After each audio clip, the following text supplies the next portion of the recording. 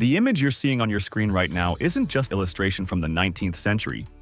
It's a glimpse into one of the most consequential meetings in modern history. Gathered around the table in Berlin are a group of European leaders, map of Africa pinned on the wall behind them. But there's one glaring omission in this meeting. Not a single African was invited. That's right. European powers were sitting in Berlin and calmly deciding how to divide up the entire continent of Africa among themselves, as if they were slicing a pie. Before we dive deeper into what happened here, let me show you two maps. The first map is from 1880, just 4 years before the Berlin Conference. Back then, European control over Africa was minimal, limited to about 10% of the continent, mostly along coastal regions with a few colonies and trading ports. Now look at this second map from the year 1914, just 30 years later. By then, over 90% of Africa was under the rule of European colonial powers. The continent had been carved up like a giant cake. France dominated the northwest, territories that now include Mauritania, Niger, and Algeria, as well as the large island of Madagascar. Britain controlled vast stretches from Egypt in the north down to South Africa in the south. Other countries had their slices too. Portugal controlled Angola and Mozambique.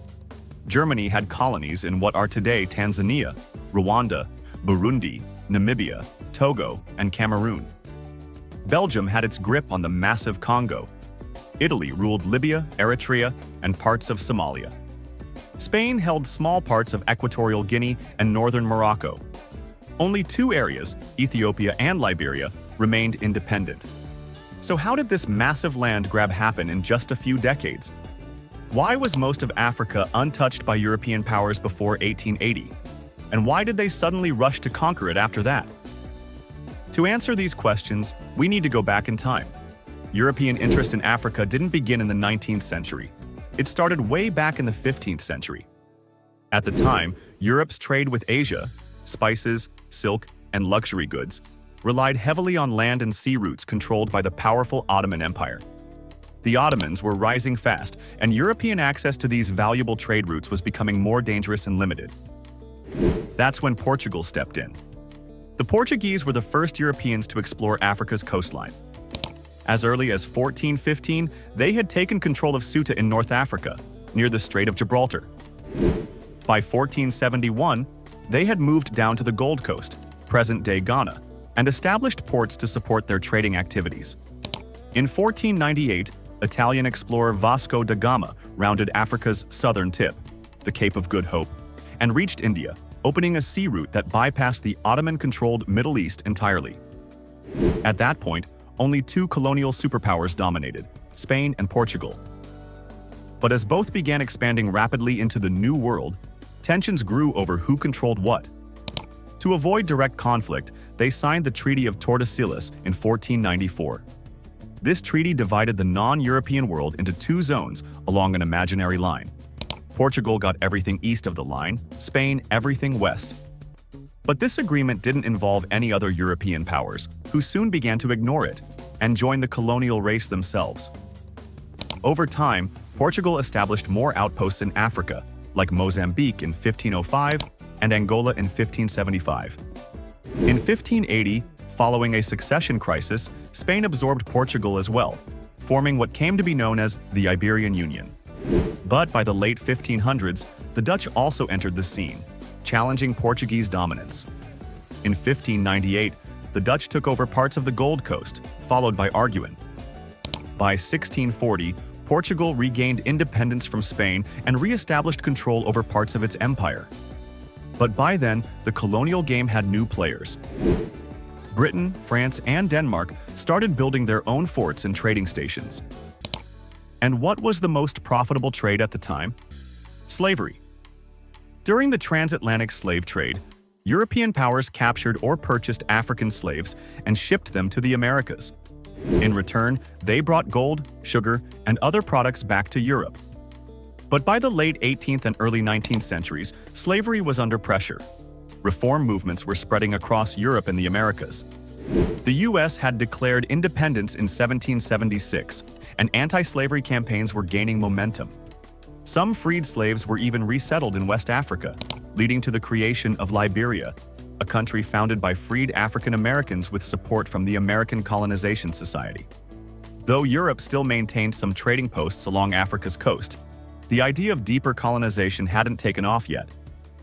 But then came a game changer: the construction of the Suez Canal in 1869.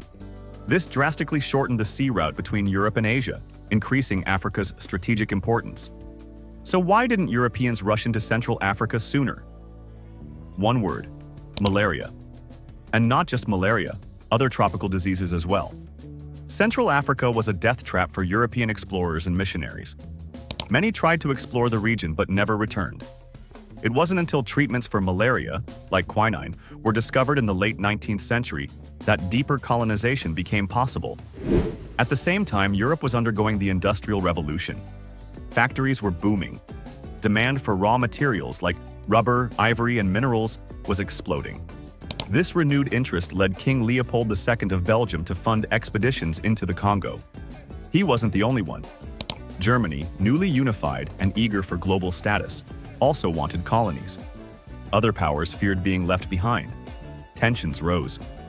But instead of going to war over Africa, the Europeans decided to sit down and negotiate. And that brings us back to Berlin, 1884. The Berlin Conference lasted 104 days. Representatives from the major European powers met to decide how Africa would be carved up, without a single African present. At the end of the conference, 3 key decisions were made. First, Belgium's claim over the Congo was officially recognized. Second, some earlier colonial claims by other powers were accepted. Third, and most importantly, any European country could claim a new African territory, even if they hadn't occupied it yet.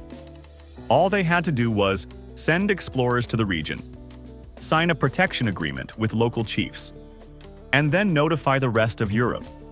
Of course, these agreements were more about control than protection. This new legal method allowed European powers to move quickly, occupying vast regions with minimal conflict, at least between themselves. By the time World War I broke out, over 90% of Africa was under European control. This frantic rush to seize African land is now known in history as the Scramble for Africa. And it all started in a quiet, smoke-filled room in Berlin, where lines were drawn, decisions made, and an entire continent's fate was sealed, without its people ever being consulted. But while European powers congratulated themselves for their so-called civilized negotiation in Berlin, the real cost was borne by the African people. Entire cultures were uprooted. Kingdoms were shattered. Communities that had thrived for centuries were suddenly under foreign flags, ruled by strangers who didn't speak their languages, didn't understand their traditions, and didn't care to learn. The continent wasn't just carved up on a map, it was drained. Its resources were looted. Its people were enslaved, exploited, and murdered in the name of progress and civilization. European empires grew rich off the backs of those they colonized. And the damage didn't end with independence after World War II. Artificial borders drawn in Europe created deep ethnic and political divisions in Africa, divisions that still fuel conflict today. Generations of African people were left without proper infrastructure, education, or governance, not by accident, but by design. And yet, in a cruel twist of narrative, the same Western nations that pillaged the continent now label these former colonies as underdeveloped and uncivilized. The truth is this: Africa was not behind. Africa was held back. And the legacy of that exploitation is still being paid, daily, by the descendants of those who were never invited to that room in Berlin, but whose entire future was decided there. This was the true legacy of the Berlin Conference, a world redrawn by greed, justified by arrogance, and suffered by those who had no voice in the matter. It's a chapter of history that should never be forgotten, especially when its consequences still echo so loudly today. What are your thoughts on this dark episode of colonial history? Do you think the world has truly moved beyond this mindset of exploitation? I'd love to hear your perspective, so please, share your thoughts in the comments below. If you found this video informative and thought-provoking, do like, subscribe, and share it with others who want to understand the real stories behind global power and injustice. If you're curious about the fascinating story of how Saudi Arabia came into being, despite not even existing 100 years ago, click the video on the top left. But if you want to find out how the USA has strategically surrounded China with naval bases in Pacific Ocean, click the video on the top right. Thank you for watching, and until next time, stay curious, stay aware.